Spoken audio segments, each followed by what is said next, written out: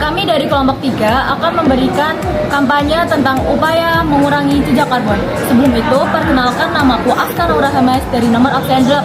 Perkenalkan, nama saya Anif binti Kami, nomor absen 4. Perkenalkan, nama saya Alika Ayu Stefani, nomor absen 3. Perkenalkan, nama saya Nurahma Hidayati, nomor absen 24. Perkenalkan, nama saya Zenika Kristina Palajaya dari nomor absen 24. Perkenalkan, nama saya Gilang Syura Putra, nomor absen 14. Nah, sebelum itu, apakah kalian tahu apa itu jejak karbon? Jadi, jejak karbon itu total emisi yang dihasilkan oleh suatu produk, organisasi, individu, ataupun kelompok. Jejak karbon sendiri dinyatakan dengan karbon dioksida ekuivalen. Jejak karbon tersendiri terdiri dari emisi gas karbon dioksida, gas metana, dan juga gas nitrogen oksida. Jejak karbon itu berbahaya nggak sih bagi kehidupan manusia? Oh, jejak karbon tentu berbahaya karena jejak karbon itu bisa menghasilkan gas rumah kaca. Jadi gas rumah kaca itu gas yang membuat bumi kita tetap hangat. Jadi prosesnya itu gas rumah kaca itu kayak dia itu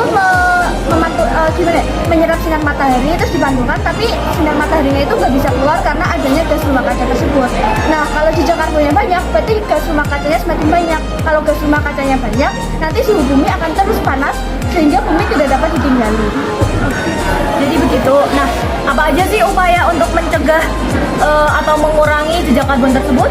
Yuk kita lihat. Nah, jadi upaya untuk mengurangi jejak karbon antara lain pertama adalah paperless atau pengurangan penggunaan kertas.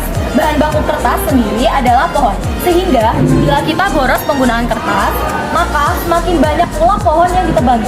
Dengan berkurangnya jumlah pohon, maka jejak karbon akan semakin banyak. Contohnya, itu kita tidak membuang kertas bekas, tapi kita dapat menggunakannya kembali untuk coret-coretan soal atau sebagainya. Upaya mengurangi jejak karbon yang kedua yaitu hemat bahan bakar. Jadi, dalam proses pembuatan atau pembakaran bahan bakar, itu akan menimbulkan jejak karbon. Dengan menghemat penggunaan bahan bakar, tentu saja kita telah mengurangi jumlah jejak karbon yang ada di bumi kita. Contoh dalam hemat bahan bakar yaitu menggunakan kendaraan umum, atau kita juga bisa melakukan kendaraan pribadi namun secara berboncengan, misalnya menggunakan motor untuk berangkat sekolah tetapi berboncengan dengan teman. Yang ketiga, menanam tanaman. Mengapa menanam pohon? Karena pohon mampu mengubah CO2 menjadi gas yang baik dan dibutuhkan oleh manusia, yaitu O2. Dengan banyaknya pohon, tentu jejak karbon juga semakin berkurang. Kemudian yang keempat yaitu hemat dalam penggunaan air dan listrik.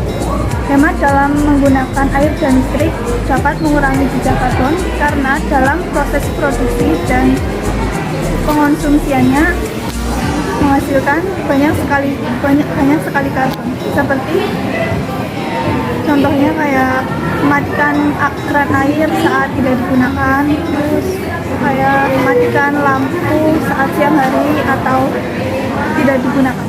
Kemudian yang kelima adalah bersepeda ke sekolah. Berangkat sekolah dengan jalan kaki berarti kita telah mengurangi penggunaan bahan bakar pada kendaraan. Dengan berkurangnya penggunaan bahan bakar, tentu jejak karbon akan berkurang juga. Kemudian yang terakhir adalah membuang sampah pada tempatnya.